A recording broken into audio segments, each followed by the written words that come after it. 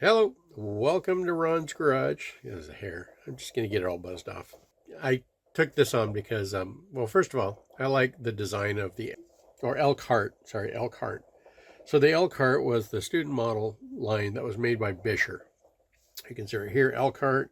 It's got a beautiful picture of an elk inside of a heart. And then it says, of course, built by Buescher, Elkhart, Indiana. And check this out. Look at this. Isn't this cool? That is just super cool. They just, you only find cool stuff like this on like custom horns anymore. Anyway, but yeah, look at that. It's gonna be a dent ball fest. The nice thing is that these long sleeves are relatively round. It's a little bit flattened here, but it's something we can take care of. These long sleeves are nice though. These are nice. A nice amount of nickel. And of course, got these long sleeves here. It's actually kind of nice for flow, when they're short. Yeah, longer is better. Anyway, so yeah, nickel's got nickel here. Got some nickel here. There's not a whole lot of nickel, but there's enough of it that it'd be helpful to help make the horn play nice. So you saw this, right? Ugly disaster. And let's look at this. Maybe you can get a better angle this way. See, this thing is just riddled with dents. Riddled with it. Look at that. Look at this. Look at this bell. Look at that. Let's see. Yeah, there we go. That's a better angle. You can see how flattened that got. But, for as old as it is, the lacquer held up pretty well. So, yeah, some dents there. And this is not a terribly thick bell. I mean, you get that thud, it's kind of thin. Get that thuddy sound. You don't get that ding ring that you get from like a York or an Olds or anything else like that. So it's a relatively lightweight bell. It's got these nice sleeves on it that I need to clean and lube up. Ugh. Okay, yeah, I definitely need to clean that. Clean this up a little bit. Need to get in there and clean that because it's kind of green. You can't really see it in there, but it's kind of greenish. And I can tell you one thing, it's not easy being green. All right, and then, so this is a Buescher-esque, like these hexagonal, pieces here, the slide lock screw, but this chrome is held up really well. You don't see any degradation or pitting in it, so it's held up really well. I already kind of did a little pre-alignment on the slide, but it's grabbing down here. But that may be a moot topic or point because look at this. Oh yeah. Oh, yeah. It's almost a heart shape like Elkhart. Yeah, so it's missing this, which isn't an issue. But it's kind of severe. I mean, look how deep that is. And these are extruded ends. These aren't sleeved, which also makes it lightweight. And the only ones that I know have these extruded ends are Holtons. I have to check the bore on this too, but I think it's probably more like a 480 something bore because it looks like it. But the slide's in relatively decent condition. The inner slide doesn't have a lot of wear on it at all. In fact, hardly at all. Just at, no, I don't even see anything down here at the bottom at the right where the extrusion starts. There's a dent right here. Right. I don't know if you can see it right there. There's a dent there. There's a little bit of spotting. It's like a little wear spot right here. But overall, that's a pretty good shape. So that's good. So let's see. You would think with that dent there should be a dent out here. Yeah, there it is. It's right there. I don't know if you can see it, but yeah, there's a dent there. So, but overall, not too bad. This is pretty nice too. I mean, the nickel here or chrome or whatever this is. This plating is good for the wear. It keeps it from wearing down. So, and it also provides a little bit of resistance up here. But up here at the top of the slide, I don't know if it really aids that much. I know the cons have sleeves that go all the way down here, and I've seen some with offset where it's longer here and shorter here. But all those little points of resistance always do help a little bit when it comes to securing the vibration, supporting it, so it does, it doesn't get all absorbed in all the soft brass. But yeah, so that's what we got, and I'm going to go ahead and work on this because you folks seem to like watching me work on stuff. So, okay, let me get this set up. Okay, usually when I work on a bell, I'll start up at the front of the flare here, and I'll work my way back. But I think this time I'm going to start at the back and work my way up. So we're going to start with this tapered mandrel, which I bought from Farees. Okay, let me tilt this so you can see what's going on. Is that pretty good? All right, here we go. But I already washed this out too, so there shouldn't be any stuff in here causing, lumps. Let's start with the vinyl mallet. Remember, the goal is to get the dent right on to the steel mandrel.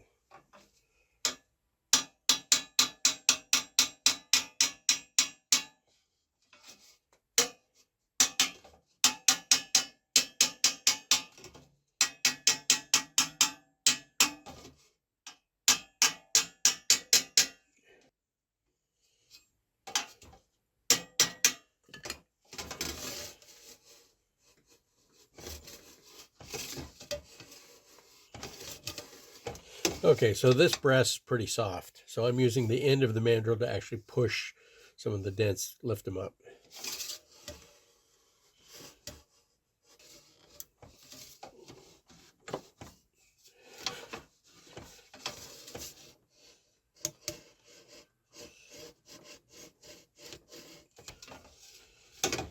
That's better.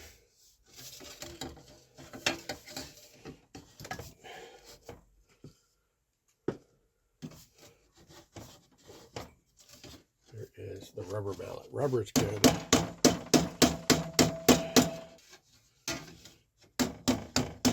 Okay.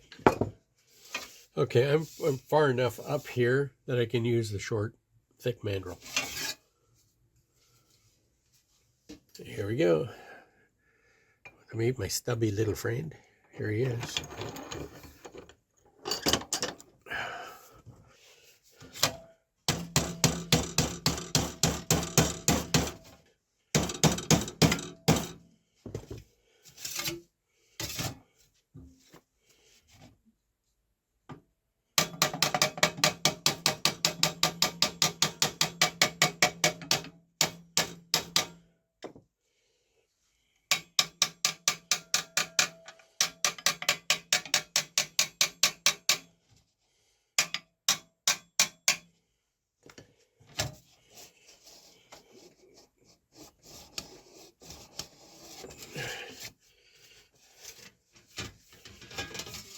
Ooh, these are pretty deep here.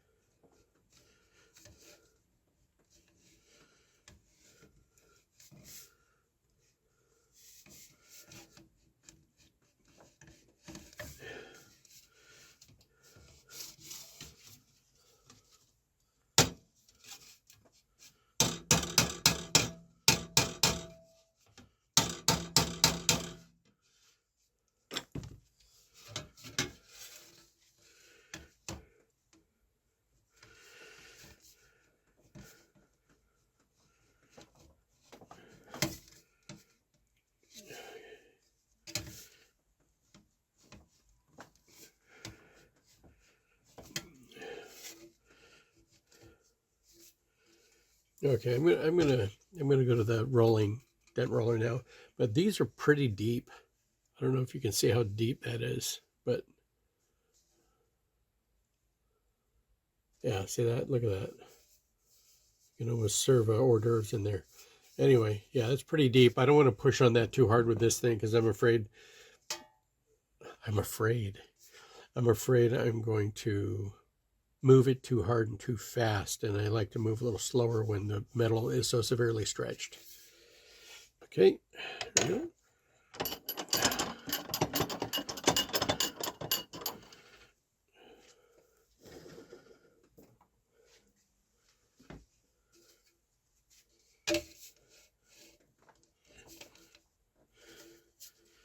I'm going to start down here near the, well, let's get get some of these flat spots out here.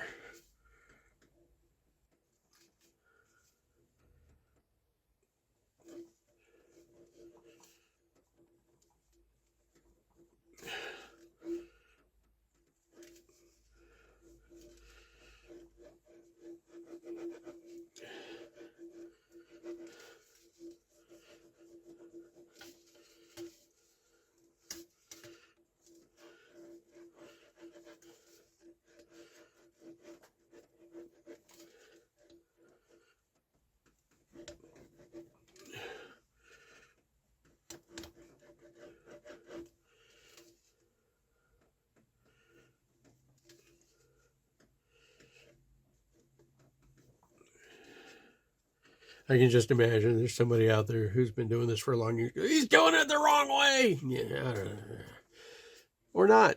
Maybe they're like, yeah, it's okay.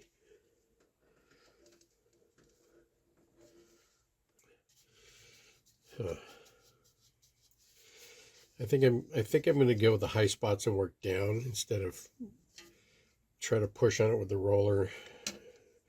It just makes me nervous because these are so deep.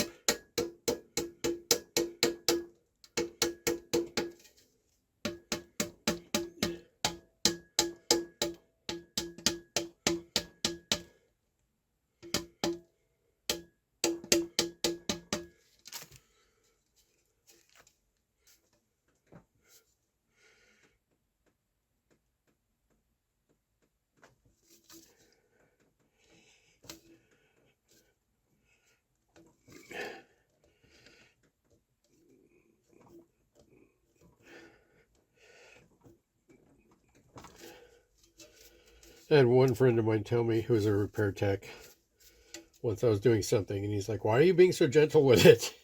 Like, I don't want to go too fast. It's kind of like driving a car too fast right away. When you're just new at it, you don't want to spin out, right?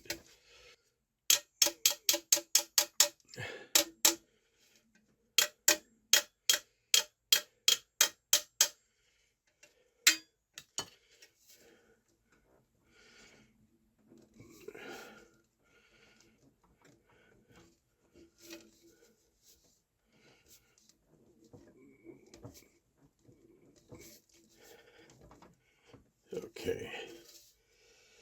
All right, let's try a different form here. We're gonna go with, let's see, we're gonna go with this. We're gonna go with this. We're gonna see how this, it's gonna give me a little more sympathetic shape to work with, so I can rubber hammer it. There we go.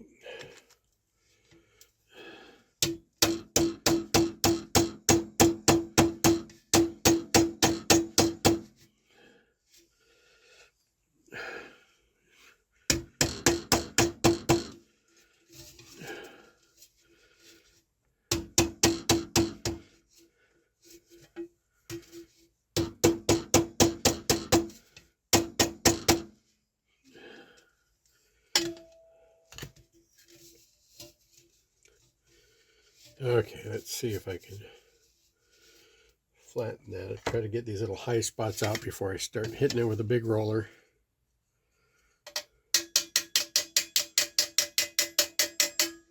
Sometimes if you approach these with too broad a brush right away, you just create more work for yourself. So you can attack the smaller pieces first to make it easier when you're using the larger tools with more sweeping brush, so to speak.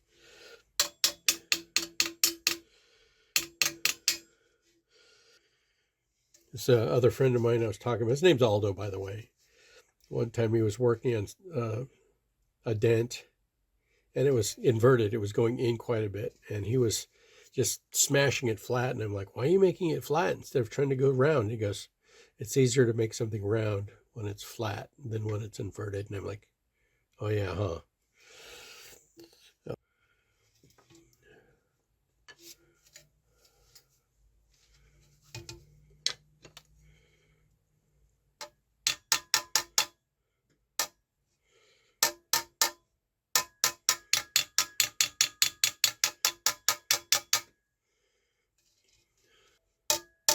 Hear that sound? That sounds like I'm not over the metal. This, that dead tapping sound, that's over the metal. Not that. This is.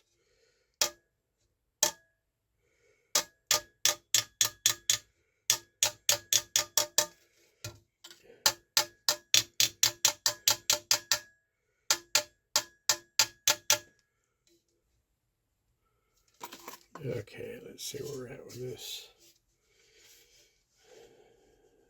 I think I can move back to the dent roller. It's a pretty hard crease in here.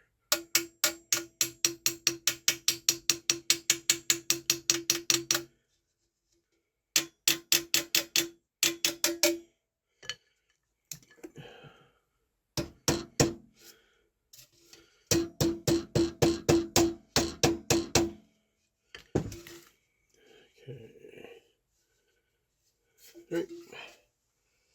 Back to the roller.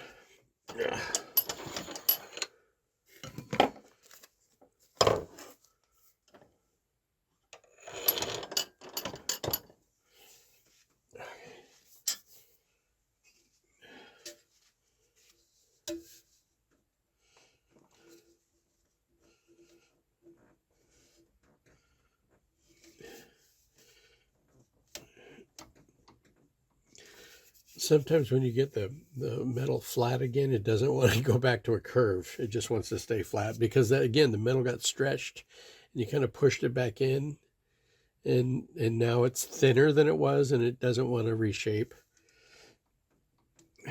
So it does sometimes take a little coaxing. This might be a little too, that's about right.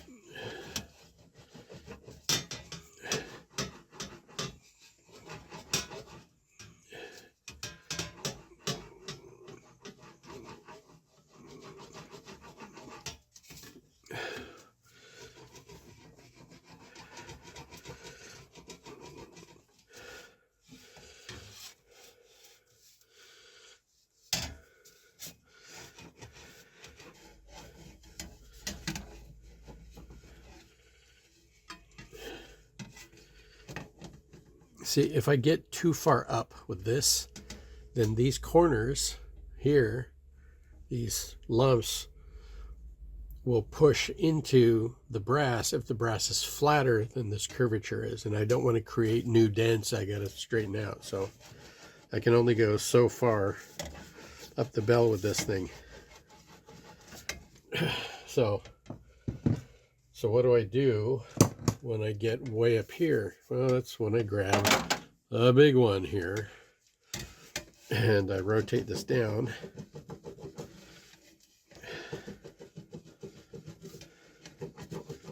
This is in lieu of using a dent machine, which I don't have.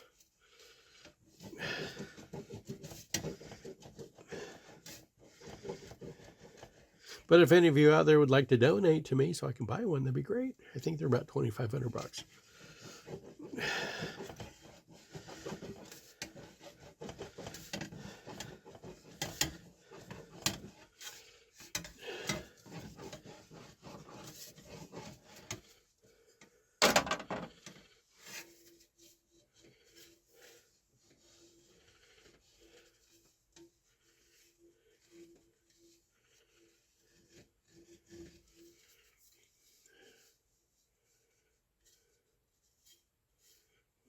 feeling. Oh, I see, it's right there.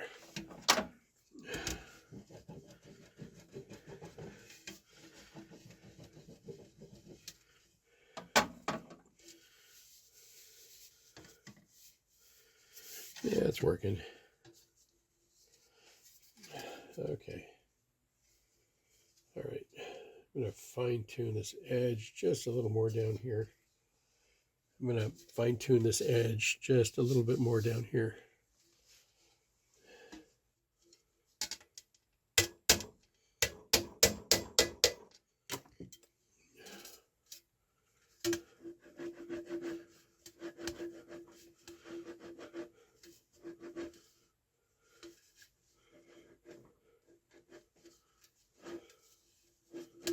Okay, well,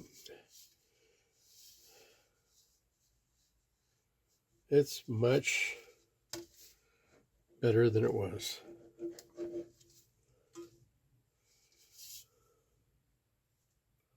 Okay, so let's kind of revisit. So I can't show you the video from the beginning, but let's look. Okay, so there are no dents up here in the top of the flare anymore. These are all have been straightened out. All the numerous dents you saw down here in this lower part of the flare are now all gone. Okay. The bell flare here that was severely dented and caved in, which was here, as you can see, is no longer caved in. You can see the contour is relatively restored. I don't want to say straight, I'll say restored. It feels a little flat right here over the logo, but I'll work on that. And then the mangled bell it's hard to tell because there's lacquer missing here and it's kind of flat, but it's pretty much, like I said, the contour is pretty much restored. So there's that. Okay, now this. Okay. You know what? I'm just going to get to the edges here, with my, dent rods. I don't want to bore you with taking a bunch of dent balls and cramming them through there to straighten it all out. But at the very least, we can take a look at it. I'm going to use this long dent rod here. Put some lube on it.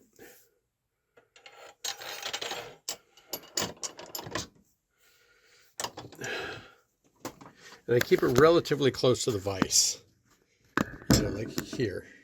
So there's not too much of it's too far out. There's too much spring, and I need it to be real firm. Okay, let's get this. Let's put a little bit of this super silicone lube on the tip here.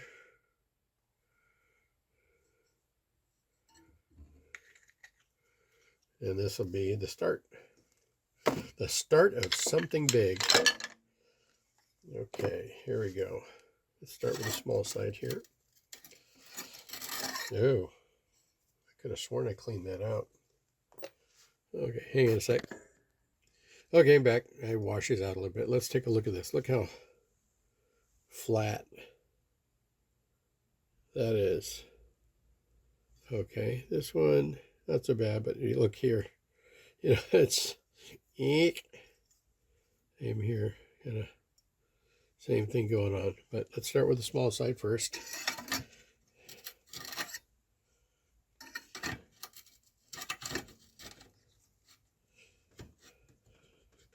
There, let's see if I can coax it straight a little bit.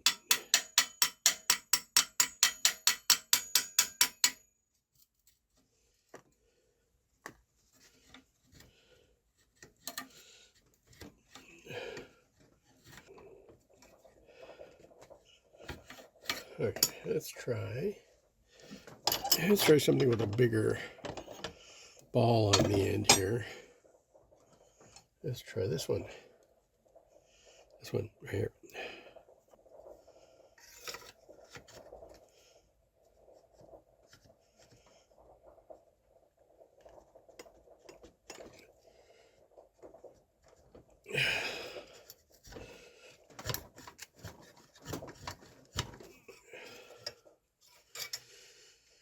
All right, let's see now. Try something a little different. Okay, so I'm over here. All right. Okay, good. That means I should be able to get to that.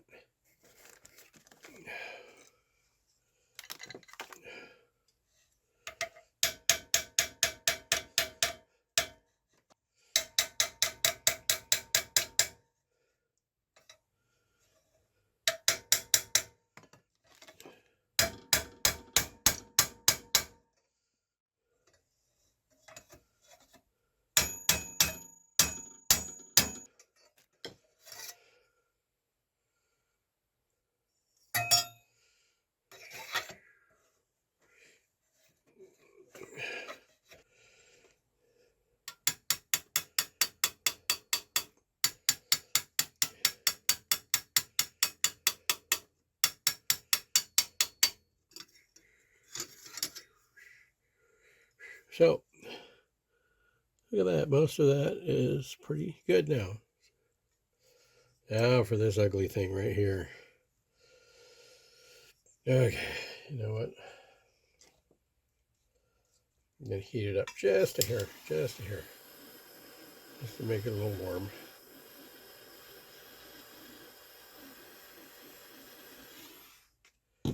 Just to make it a little warm.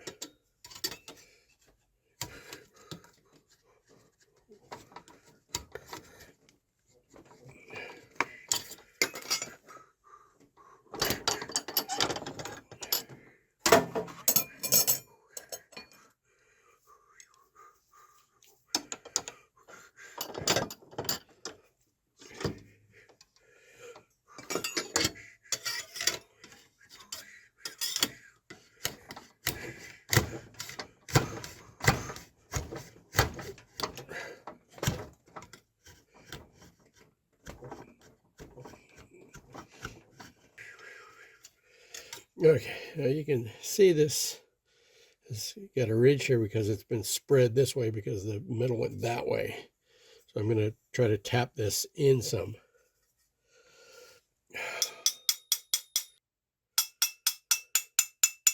Now I'm tapping it in towards where the dent was.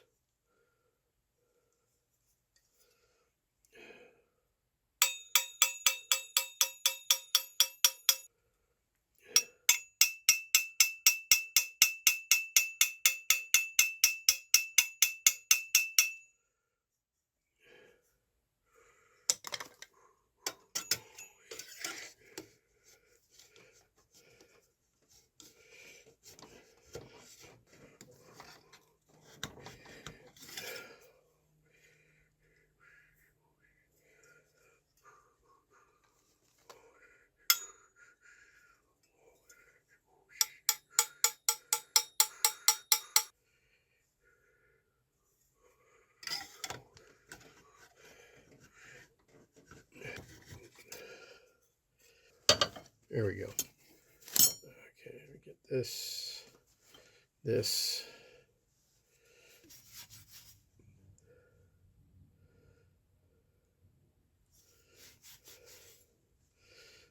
Okay, it's better, but you can see it's not caved in anymore, right?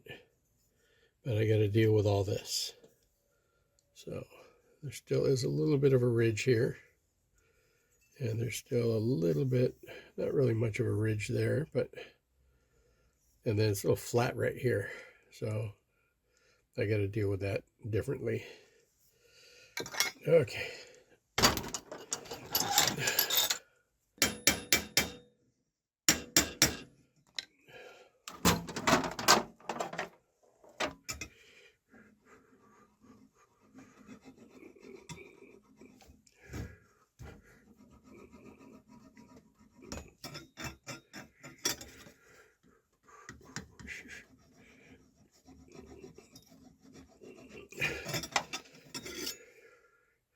Hey, pretty good. Straight now. All right. Anyway, I don't want to bore you with the rest of this. It's already been an hour. Okay, and some of it's going to be edited out. But yeah, so far so good. So what have we accomplished here? Let me put some of this wonderful Hetman's TSG slide grease on here because it is wonderful. Put some of that here. Get some up here. Okay, so this binds a little bit, which would indicate that both tubes are not synchronous with one another in terms of their roundness. So this is where we try to coax it to get along.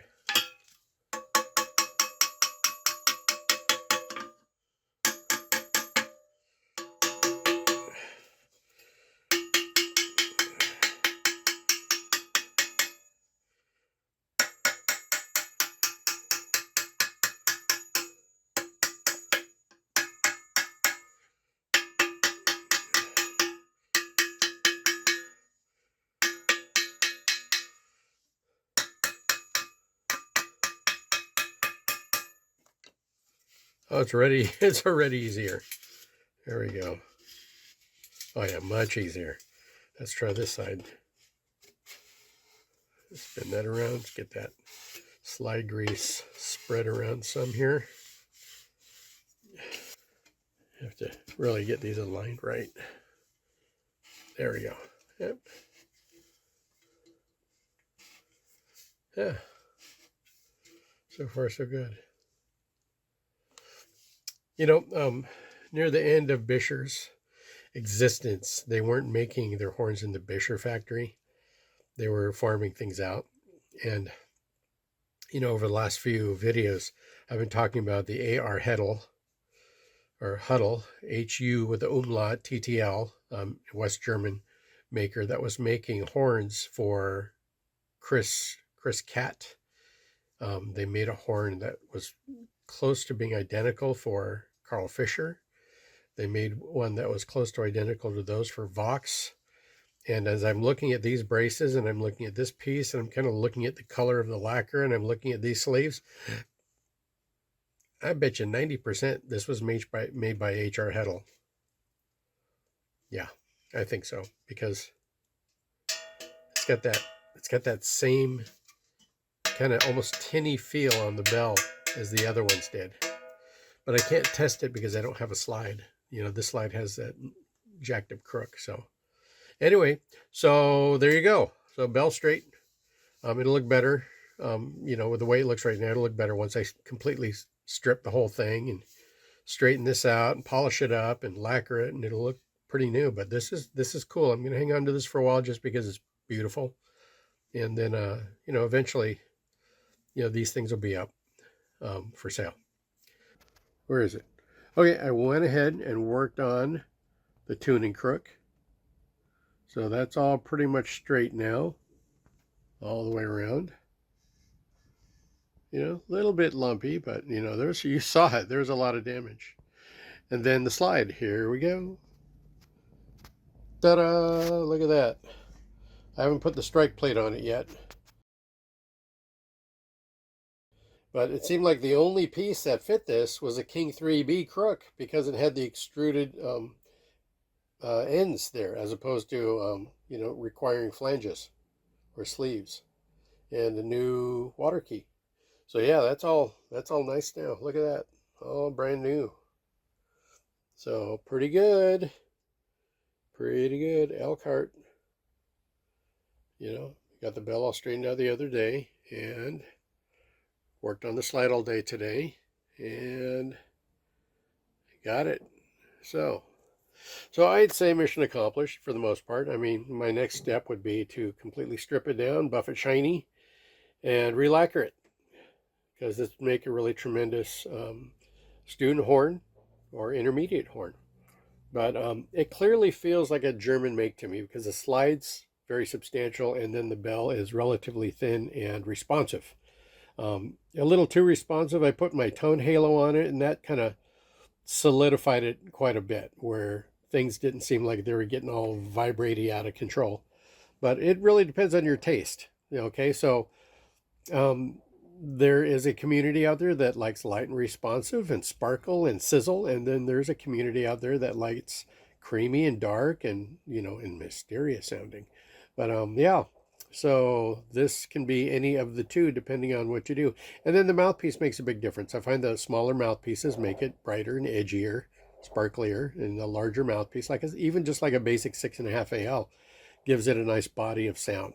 Okay, so watch my channel for things that are for sale. And I encourage you to buy these things because these are cool. These, you can see how much time I put an hour into this. Okay, and you go to a repair shop and, they'll charge you by the hour for all the little things that you do and charge you for all the little dents. And I'm not devaluing the work that they do. I'm just telling you the reality is when it costs. And then I'm going to spend time stripping it and refinishing it. That's another $400 job. So I'm probably going to be putting in $500 or $600 on this horn and only asking $200 for it. Okay, so if you don't think that's fair, comment below. Tell me it's not fair, and I may or may not respond. Okay, got to sell more horns so I can buy that tooth. Okay, good night. Talk to you later. This was the Elkhart, elk and a heart. Okay, from Elkhart, Indiana, subsidiary of Buescher. Beautiful horn. Talk to you soon. Bye-bye.